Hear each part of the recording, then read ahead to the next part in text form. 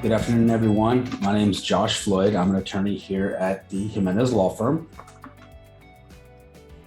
I guess I'm next. Hi, I'm Julie. I'm also an attorney at the Jimenez Law Firm.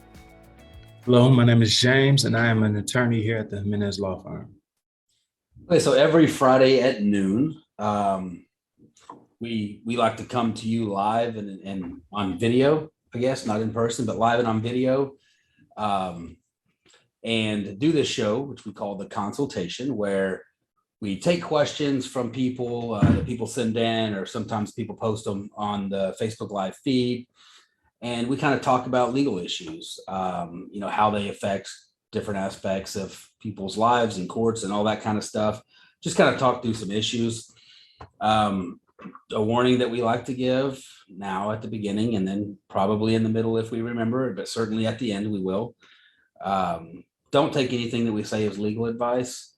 We are practicing attorneys. However, your situation may be completely different than what we are discussing.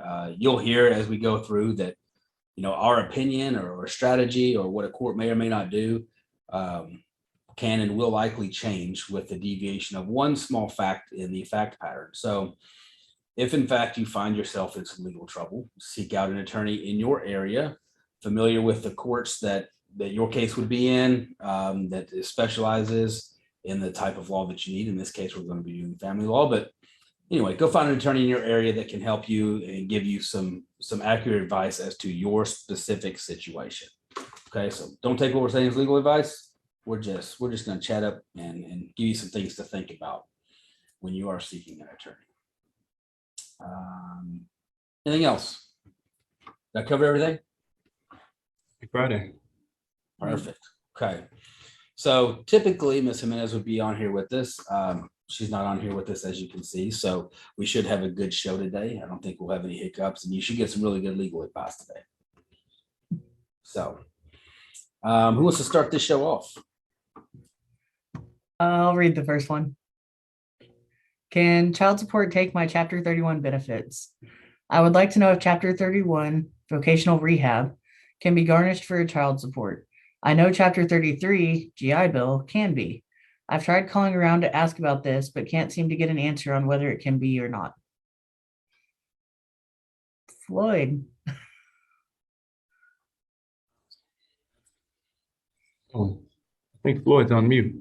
I think you I don't see that question. I was trying to read along with you, and then I was trying to find it. Yep, it's number one. James, you got that question too? Is number one? Yeah, I see that one as number one. Oh, you know why? I'll tell you why. Because I pulled up the wrong question. So On the wrong one? So yeah, go ahead and ask the question again, because I wasn't listening, because I was trying to find the question so I could read along with you. So I'll just answer it on the right questions in the meantime.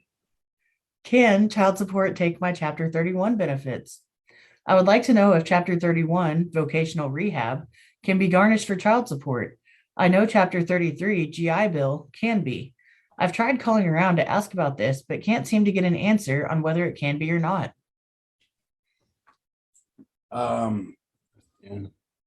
So before we answer this, guys, you guys failed me, and Keon's going to be mad at me. Do y'all know why? Did you not That's crazy about put the thing up? Well, because I didn't tell everybody to follow us on all the social media platforms. So we are on, obviously, Facebook, LinkedIn, TikTok, Instagram, Twitter, all that's there. Okay. I feel like we're stalling. What's our handle? How do they find us?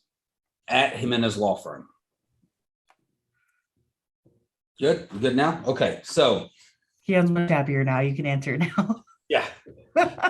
So can it be garnished? I don't actually know the answer to that question. I've never dealt with that issue. I don't know why it wouldn't be able to, but I'm not familiar with Chapter 31 vocational rehab. Does anybody know anything about that? Let's see. Google says provides assistance to veterans who have a service-connected disability of at least 10% and are in need of vocational rehabilitation. vocational rehabilitation also covers student tuition and fees and books, school supplies, and also pays a monthly housing allowance. Chapter 31.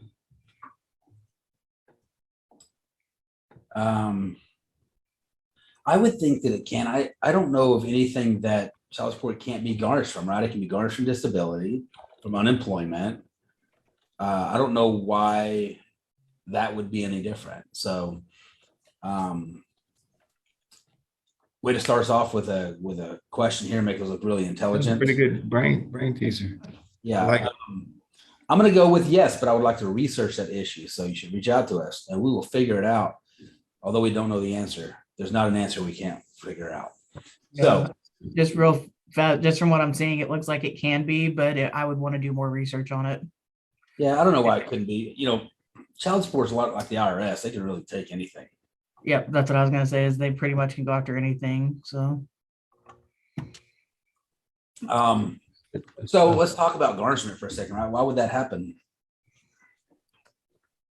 Well, sounds like the young lady is not making the payments she's been ordered to, or he has been ordered to.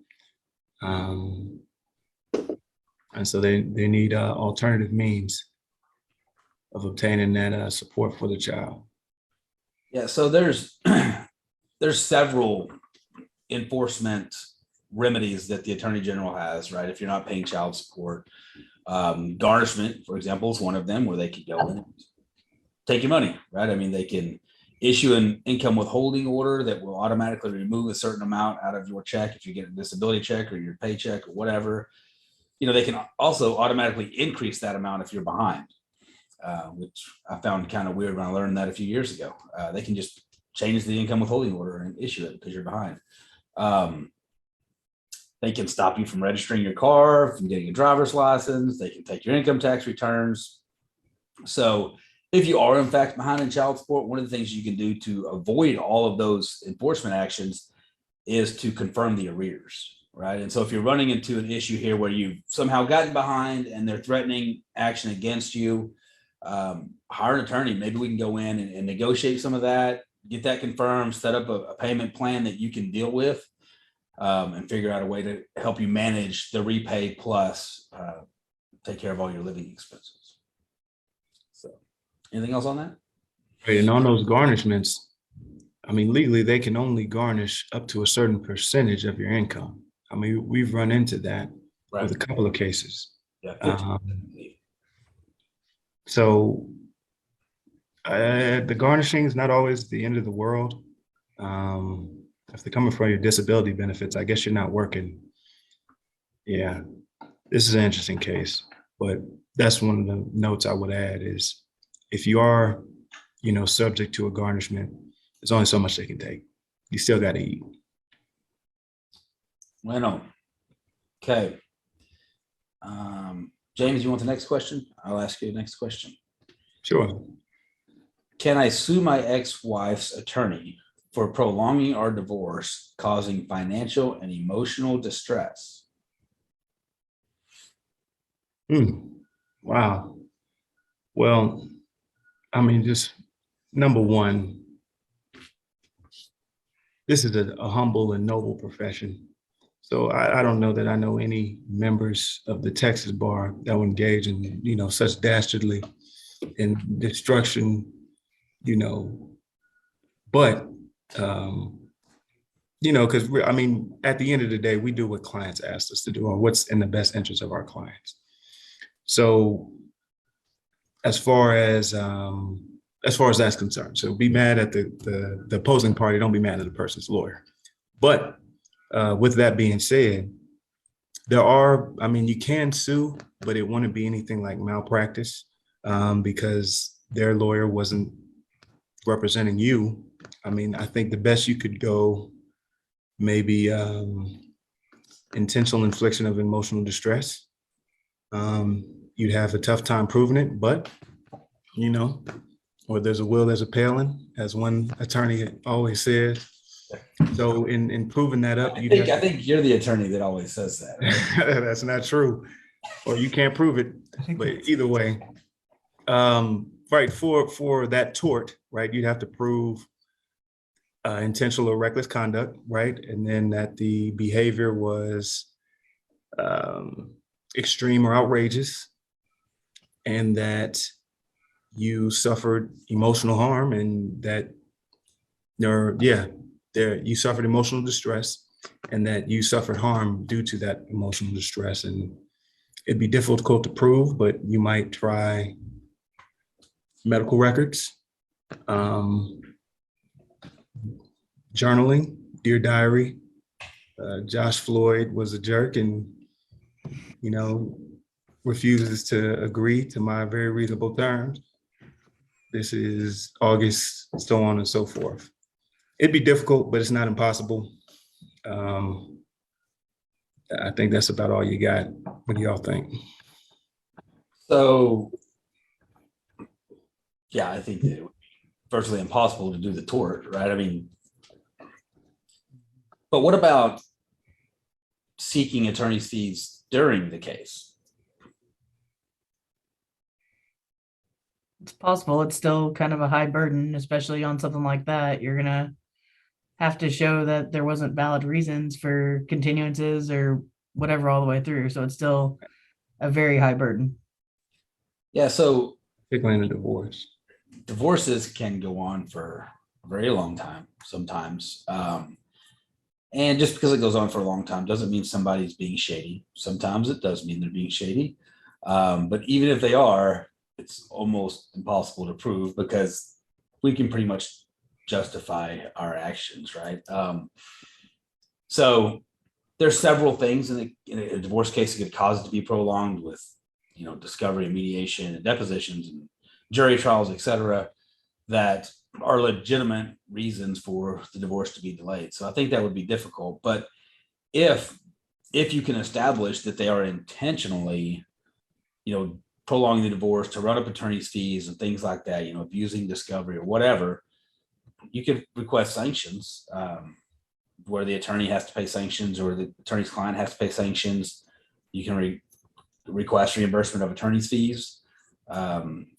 I agree with James. I think that if you try to wait till after the case is over and try to file a tort, I think you'll be wasting your money. And I don't think you'll find an attorney to take that case, except where there's a will, there's a Palin. But your best bet's to do it at the final hearing or do it while the divorce is pending, and let the judge address it at that point. Bueno? Sounds like a plan. Okay. If you end up getting sued behind that, I mean, no one could have foreseen, Right. We'll see what happens. It's also usually not a good idea to try to sue an attorney. Our attorney's fees are cheaper than what they're going to have to pay. Very true. Okay, who's up? Julie. I'll read this one.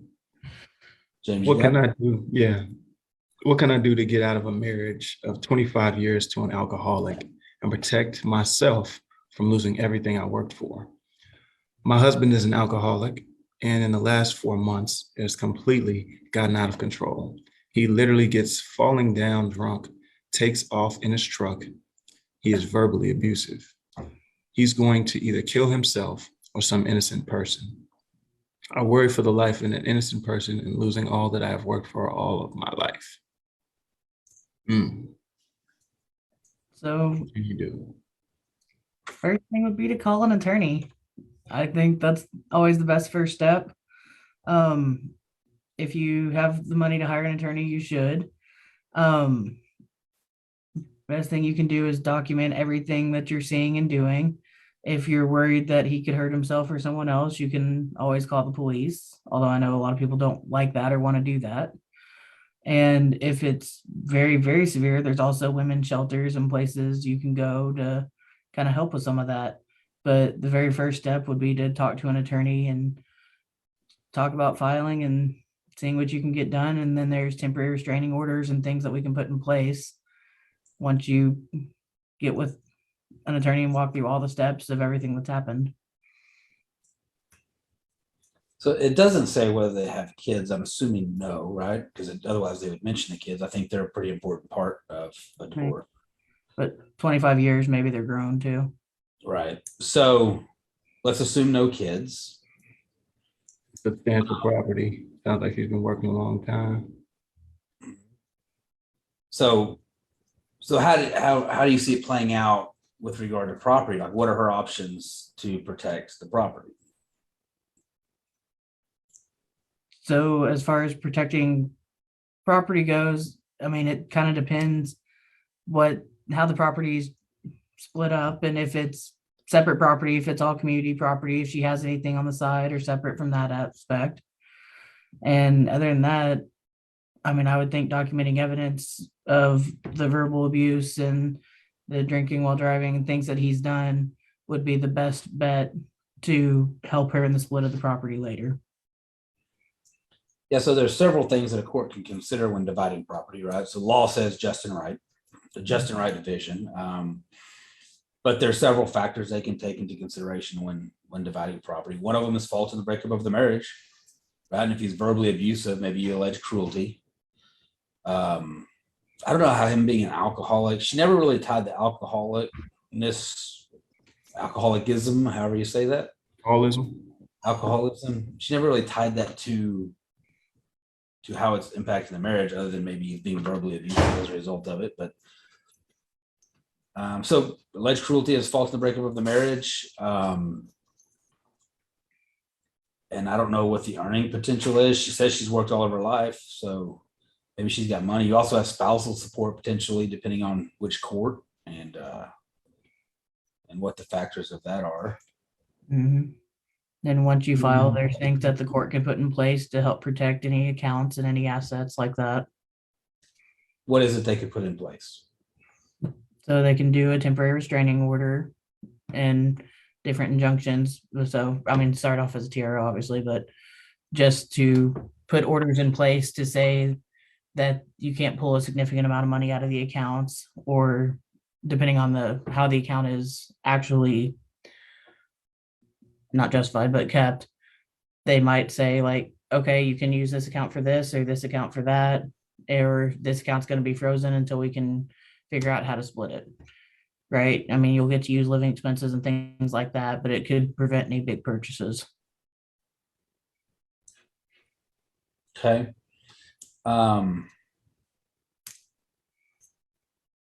Yeah, so I guess that's pretty much it, right? So you'd go in and request disproportion, which means that you want more of the property than he does. Or you want to get more of the property than he does because he is at fault and earning power or whatever it is. So yeah, talk to an attorney in your area, let them know all the facts so they can determine how best to do it. But Julie's right, get the injunctions in place, to make sure that all the property is protected. He can't go take anything out. And yeah, that's all you can do. And just from a practical sense, have, I guess, either of you all seen where alcoholism is the primary reason for an award of a disproportionate share of the community estate? No. Because I feel like,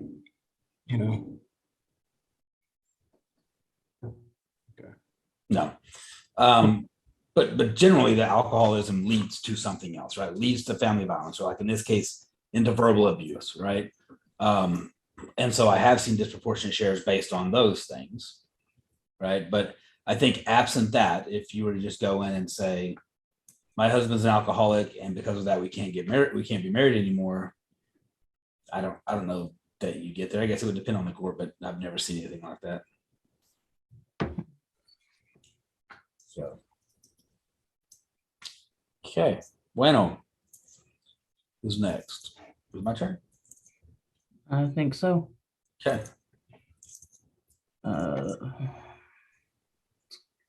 Who do I contact to have withholding for child support terminated?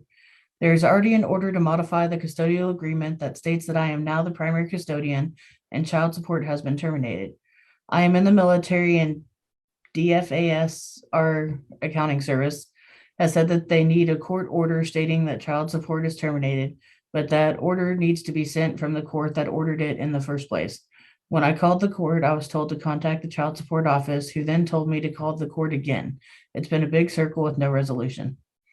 I guess shout out to their accounting service. Sorry about that.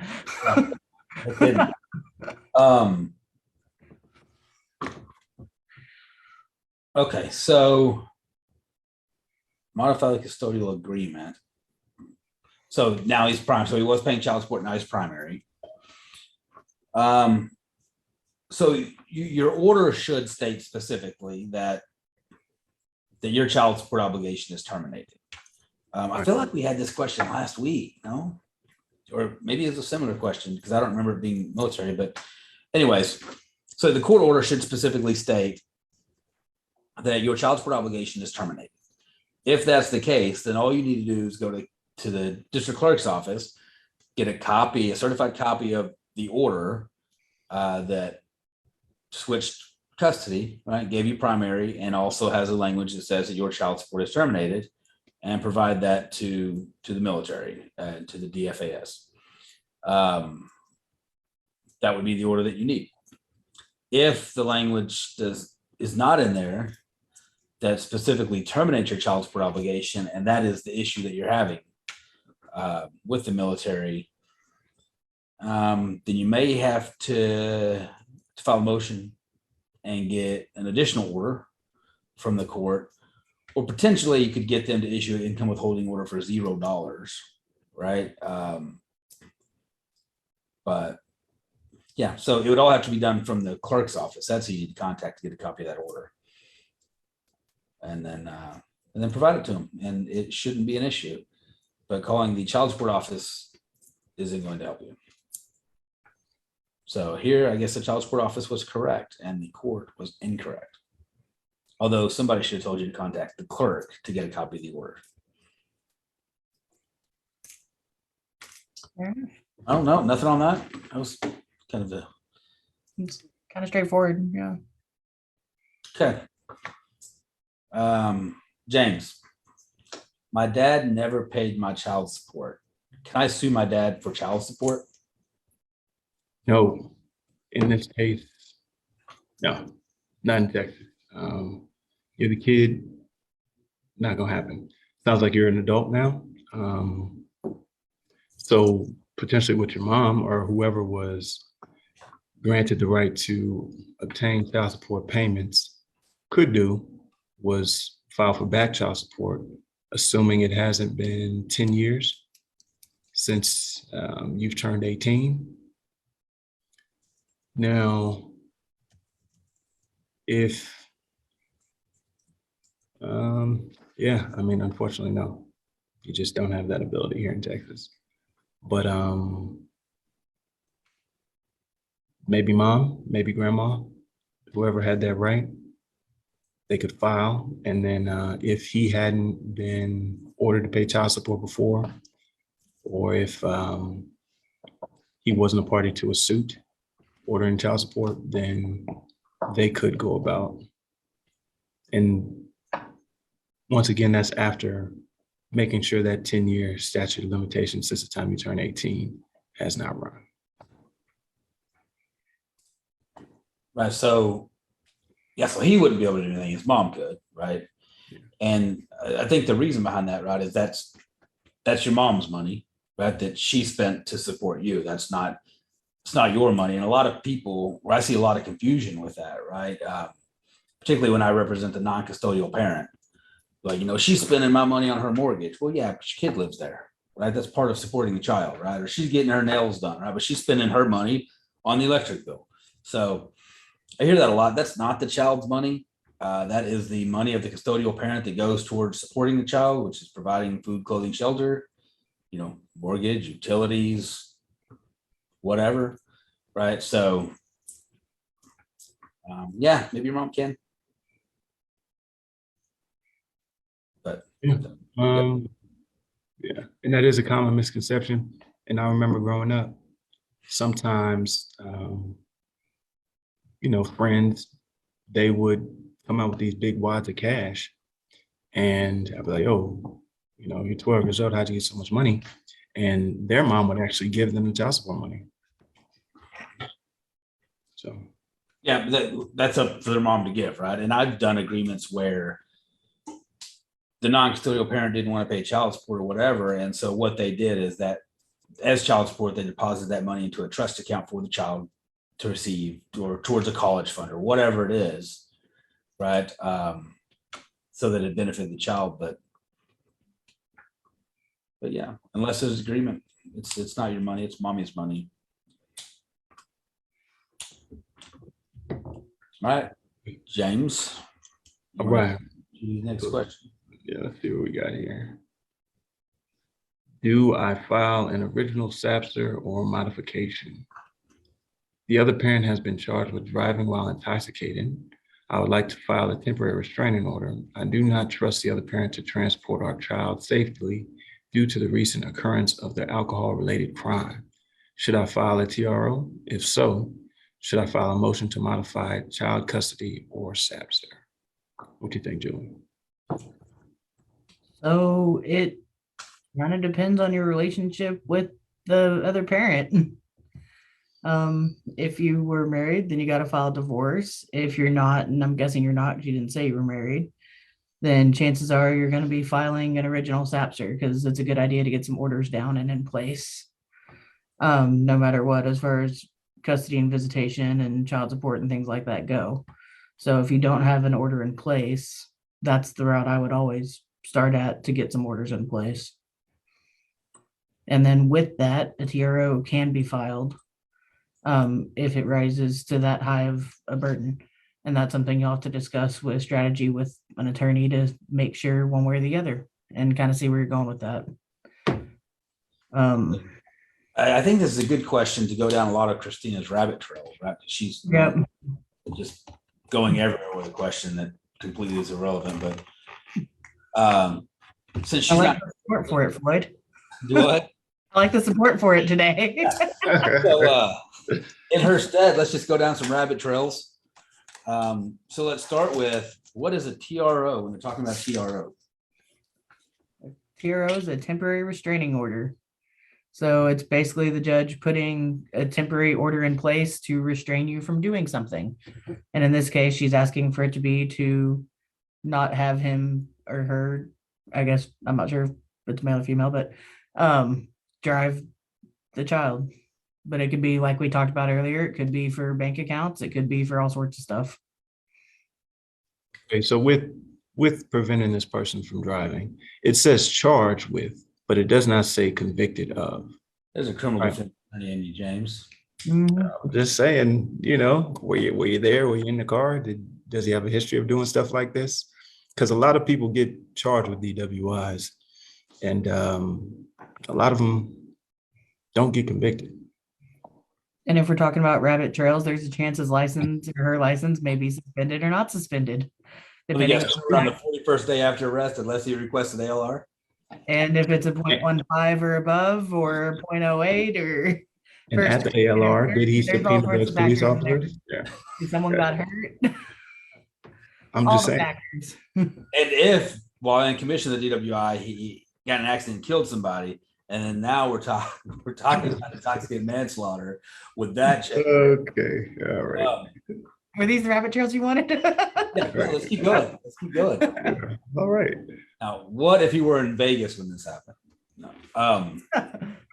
Okay, so the TRO. Vegas. His Texas license would be fine. That's true. That's true. So generally speaking, so TROs can be filed even if there's not crazy stuff going on, right? Some counties don't have what we call standing orders. So standing orders are just rules of the court to kind of keep everything the way it is at the time of filing, because parents have a tendency to think emotionally when they get served with a child custody suit. Now it's snatch and grab the kid, right? I go grab the kid from school and then the other parent does the next day, and we have this whole back and forth thing. And so some counties have standing orders that go attached to the petition that say, leave everything the way it is, right? And if you don't, then you could be in trouble for violating a court order. Some counties don't have those standing orders. And so with every case, we file a TRO, right? Which basically says, leave everything the way it is, right? with regard to property and kids. Like, don't sell off property, don't steal kids, right? But in this case, I think she's talking about a TRO with extraordinary relief, right? And so how would she be able to get one of those? Like, what's the difference in the TRO with extraordinary relief? James, you want to take it, or? Yeah, so you're gonna need that affidavit, and that thing's gonna need to be signed, and child's gonna need to be in danger, immediate danger, for the judge to essentially deny possession and access to the other party until they get in front of the judge and he or she sorts this thing out. And that's why I was thinking, oh, well, hey, hold on here, let's hold our horses, because we don't have a conviction, right? And so to take a step so drastic, at least in my humble opinion, as to, take away the kiddo, perhaps the judge may want to see more facts, or maybe you have more facts that you haven't disclosed in your question that you would then represent on that affidavit filed with the TRO. Right. So I don't know that an arrest for a DWI would rise to the level of extraordinary relief TRO. Right? So in extraordinary relief, you're talking about not, taking away all dad's visitation, right, until you get to a hearing. And it's pretty extreme circumstances for the judge to do that. Now, if he were arrested for DWI with a child in the car, yes, right. If you have this plus evidence that he does drive after drinking with a child, then maybe we're getting closer, right? But I think DWIs are serious offenses, right? But I think that they happen a lot to a lot of people, and a lot of people getting arrested for them. And so they're not taken all that seriously, if that's a right way to say it, but it's not a shock and awe crime, right? Like, oh God, he got a DWI type thing. I don't know that just an arrest for DWI would be sufficient for extraordinary relief. See? I agree. Agreed. And if he needs representation for said DWI, you should hire a good law firm. Should hire a good law firm. That's correct. Did you explain the difference in a SAPSR and a modification? No, I really didn't. Yeah, go into when you would file a modification and when you would file a SAPSR. Well, first of all, what is a SAPSR? SAPSR is a suit affecting the parent-child relationship. And so like I said, I would go that route, just because if you don't have orders in place and you have concerns, obviously, about your child, then I think it's a good thing to get orders in place for that. So that's kind of the route I would take. If you have orders in place, then that's when you would be modifying custody and looking to change it. To that. Okay, so whether you file a modification or a SAPSR depends on whether or not you have orders in place already. No orders, you file an original SAPSR. Orders, you file a mod. Mm-hmm. Bueno. Sarabia joined us. Hey. Hi, Daniel. And he wants us to catch him up on everything that he missed. No, sir. We start at noon every Friday. You know that. If you want to know what's going on, we'll see Oh, I was like, Josh gave some advice, told some jokes. There you go. And rabbit holes later, where he ended up in Vegas, right? Oh, and if there's a will, there's a Palin, I think is where we ended up. It's true. That's true. There you go. All right, where are we? Who's up? I'll read one. Yep. I filed for a divorce while I was incarcerated and filed all the paperwork requested. My ex didn't show. Am I still married? Yes. Okay, next. I'm just kidding. Well, how long ago? How long ago did you file, buddy? Well, it doesn't matter if he didn't show up to get the divorce. She didn't show up to get the divorce. And nobody divorced. All right, so let's walk through this is a great opportunity to go down the rabbit trail of the process for a divorce, right? So he filed the paperwork. doesn't matter whether he's incarcerated or not, but files the paperwork. It doesn't say that he served her, which is necessary, right? So after you file the paperwork, you have to serve the other party with a copy of your petition. And then you would have to set a hearing on a final. Well, let me back up. So if after you serve her, she does not file an answer, how long does she have to file an answer, James? Fine. You say lifeline? I 20 did. days. Yes, 20 days. Yeah, so if she does not file an answer timely, is it 20 days in a divorce? Also, maybe not. Is No, it you're 30 right. days? So it is. It's, I thought it was 20. Is it 30? well, no, it's 10 a.m. on Monday following the expiration of 20 days. But remember, with a divorce, you can't get divorced for 60 days after you file, right? Right. So he wouldn't be able to default if she failed to file an answer for 20 days. But anyway, so if she doesn't file an answer and the 60 days lapses, then he could just do a default, but he would have to appear somehow to the court and do the default. If she does file an answer, then you have to set a final hearing. And then you would have to appear at the final hearing to prove up the divorce. Even if she doesn't show, it doesn't matter, but somebody's got to be there to prove up the divorce. And so since you are incarcerated and you didn't mention that you appeared and she didn't show, then there was nobody to prove up the divorce. So yes, you are still married, but I know a few attorneys that may be able to fix that for you. And if you're still incarcerated, you're likely not watching this, but maybe your family is. He says was incarcerated, so I think maybe he's out. Or she's out, whoever. Maybe. Okay. That's And fine. had you hired these few attorneys we're speaking of, you may have never been incarcerated. But that's subject for another day, right? No, Yeah. so yeah. It's possible to get divorced while you're incarcerated.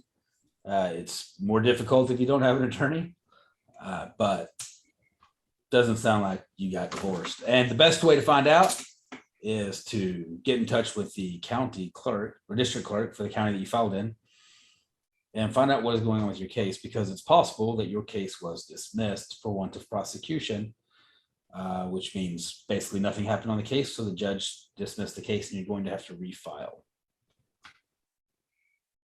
Lano? See, All right. What else do we have?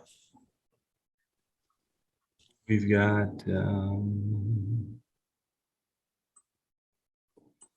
few more. So 1 year after divorce, my son's ex-wife is asking him to fill out some papers on the quadro. Who is responsible for this? Is he supposed to do this, or is she or her attorney? God, quadros are difficult. 1 year after the divorce. Y'all know anything about quadros? I know there are wonderful attorneys that do them. There are. And we don't even do them in our office, right? We go to. So what is a quadro? Okay, so quadro is a qualified domestic relations order, and basically it's what you use to divide 401ks, retirement plans, things like that. So at the conclusion of the divorce, after the decree is signed, you'll get a quadro drafted. Either the attorney will draft it, or they will be smart like us and hire people that specialize in that kind of stuff to draft the quadro. That'll be submitted to the court for the court to sign off on, and then all of that will be sent off to the 401k, whatever they're called. I don't remember what they're called now. Whoever it is that tracks the 401k stuff, send off to them, and then they will divide up whatever you were entitled to on the 401k. In this guy's situation, it's been a year that's passed, which means the court has lost plenary power. So even after the quadro gets drafted, they're going to have to file a motion to enter the quadro so that the court can sign off on the quadro. As to who is responsible for it, that depends, right? I mean, the order may specify who's responsible for it. A lot of times I'll include that in my orders so that we know who's going to pay to get that done. And it also depends on the agreement with her attorney, right? The attorney may have something in his contract that says, I don't do quadros, right? And so then it was up to her to take that decree and go find somebody to do a quadro. But pointing the finger doesn't help anybody. What you need to do now is hire an attorney that knows how to do quadros or how to get quadros done, more importantly, and get that back before the court and get the quadro issued and get your son some money. Anything else on quadros? I think that about covers it. Yeah, we used to do them. We used to like draft our own quadros, and it just became such a nightmare because it's so tedious and everything has to be so specific. And we found this wonderful company that does quadros cheaper than we can and much better than we can. So we let them do their job and we just do ours. So That's good. We'll give him a shout out, Floyd. no, I don't. No. Nope. All right. Question? What? The next question. Yeah, next question. Moving on. Yeah. Okay, this is an odd question, but do you pay beforehand for a mental health evaluation? In a Texas custody case, when you want the other party to undergo a mental health evaluation, do you set up and pay for the evaluation before submitting the motion to the judge, or do you submit the motion and let the judge decide? Speaking of rabbit trails. Yeah. Yeah. But yeah, I mean, I'd submit the motion. I guess you could pay before. But then what if the judge denies the evaluation? Then you got like, a Monopoly, get a jail-free card. You got a, mental health card you could just pocket till the next time you need it. Like you want the Uno card, the reverse. Right. But yeah, I'd definitely file that motion. But I mean, kudos to you because you're planning this thing out,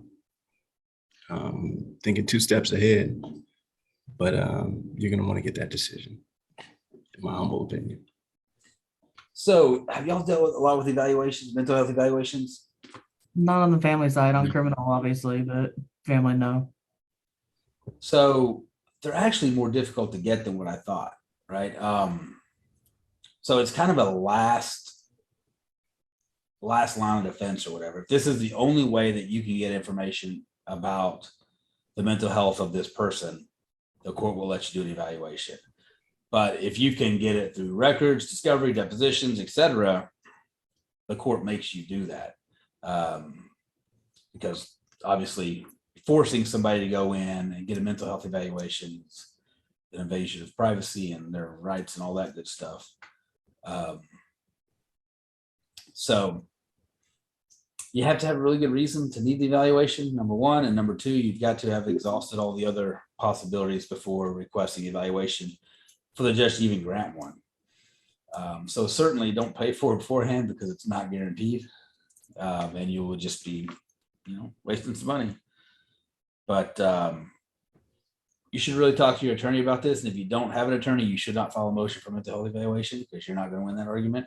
You need to hire an attorney, let them file the motion for mental health evaluation if that's what they decide they need to do. It's not one of those motions that I think can just, be pushed through the court by a pro se party, unless you're really, really smart. Some of you are, but get an attorney. Yeah. All right, let's see what else we got here. What's that? Oh, can I legally kick my ex-boyfriend from my parents' house? Did we read that one? Mm-mm. No. Okay. We're currently living with my parents as COVID hit us hard, and I ended up pregnant. Okay.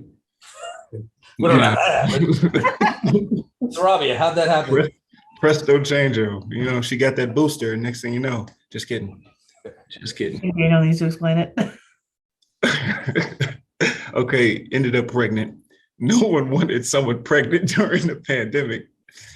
All right, let's get serious. No one wanted someone pregnant during the pandemic at work. And now I just don't have a babysitter. My ex has been unfaithful over and over. Regardless, can I call the cops and have him move out? And if so, can he take the kids away from me if he wanted to? This is for everybody. What do y'all think?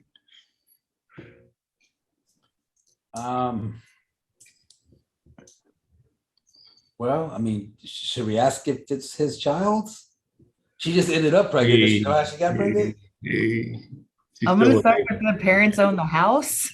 And so that may be a little bit more on their decision.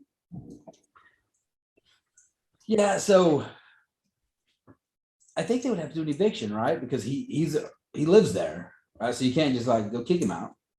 Right. Is he getting mail in his name? I don't know. I don't even know what they would determine to. I mean, they come in and see if they see clothes there. Is he living there? Yeah, I know mail is a big piece. If he's getting mail in his name, bills, that sort of thing, jury duty.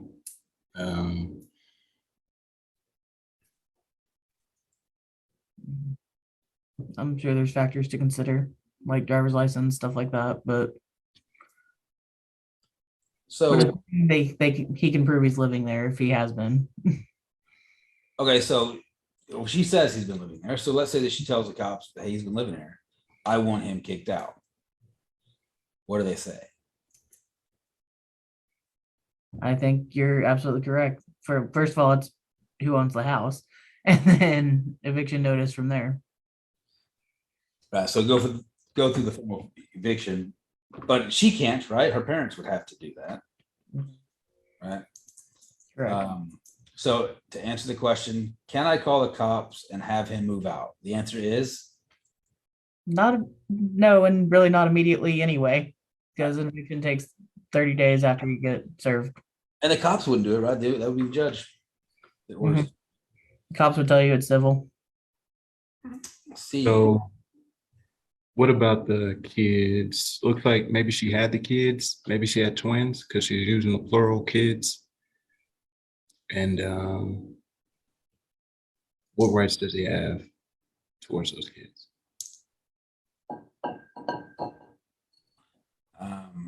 Same rights as she does.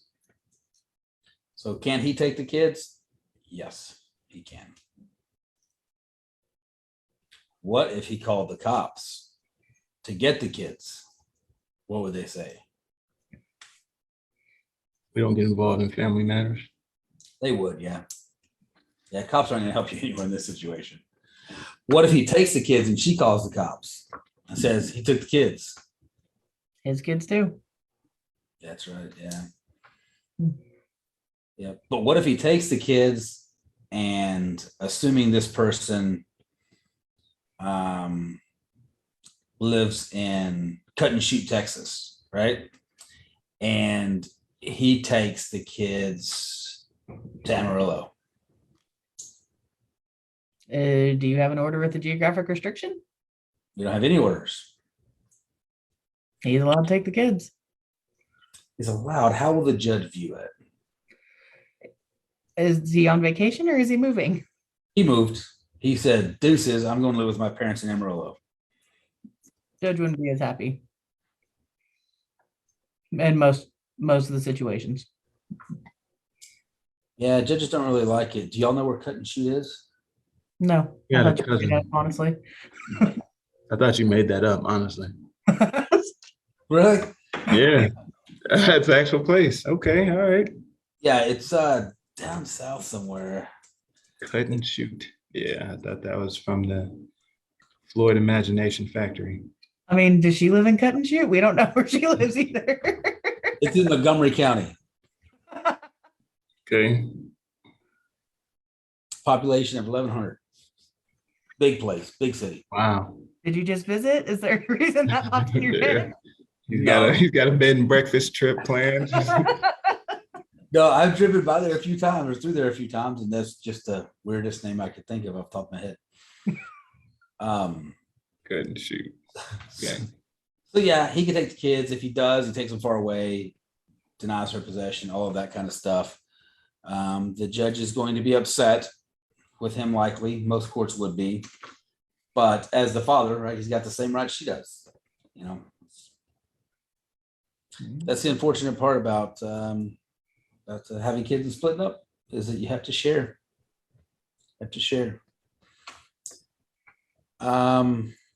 Okay, so will I be able to get a lawyer to help me with my child support case that my child's father filed against me? So my child's father filed an enforcement order against me stating that I was not allowing him to see the child since 2019. I have filed a written answer. We have court soon, and I would like a lawyer present with me because I am not sure how this goes or works, if we're being honest. So 2019, she did not possession. He files enforcement. Can she get a lawyer? Floyd, what question are you on? I'm on different questions. For an enforcement, yes, because there is always a possibility of contempt, so it's quasi-criminal. And in a quasi-criminal suit, you can get a lawyer. It will solely be to defend the enforcement, though, not to handle any actual modifications or anything moving forward in the case.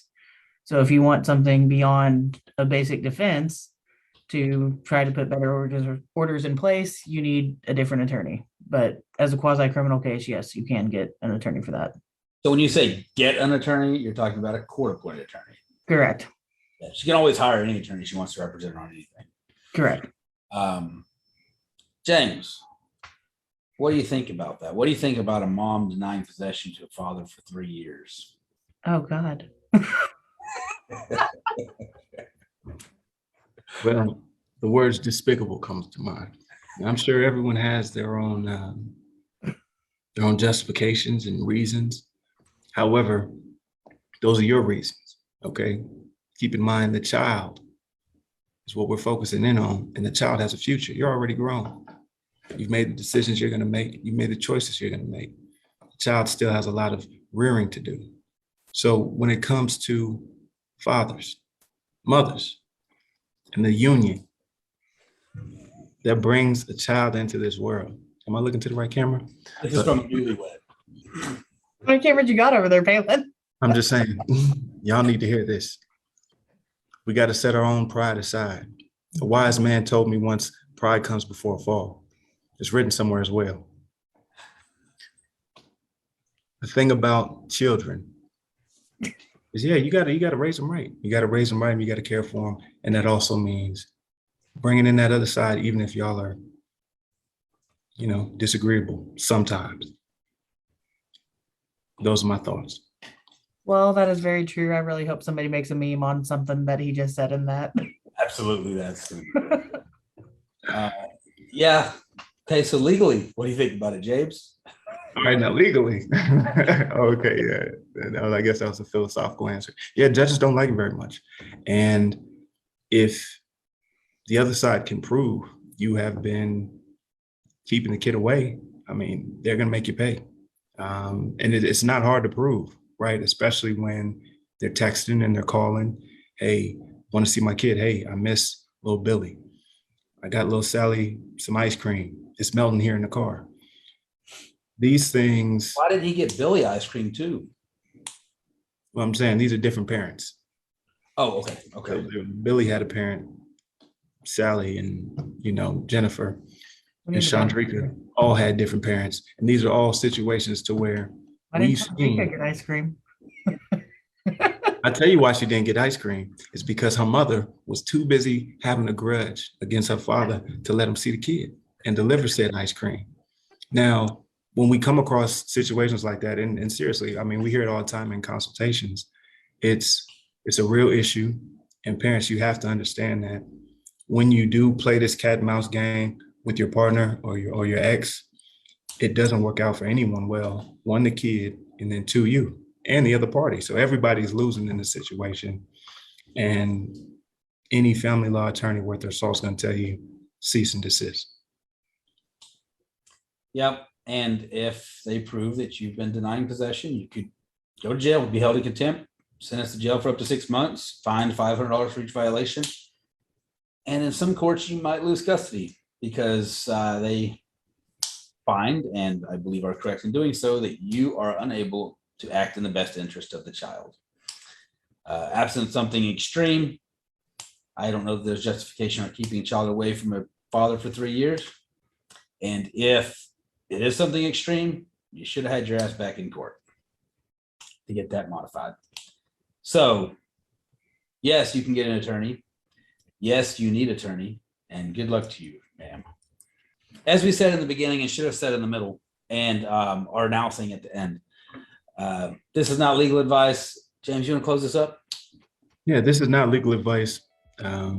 Each case you have is individual to you and your county and your specific set of facts. So take our information as just that information and hire your own attorney. We greatly appreciate your time and look forward to seeing you next week.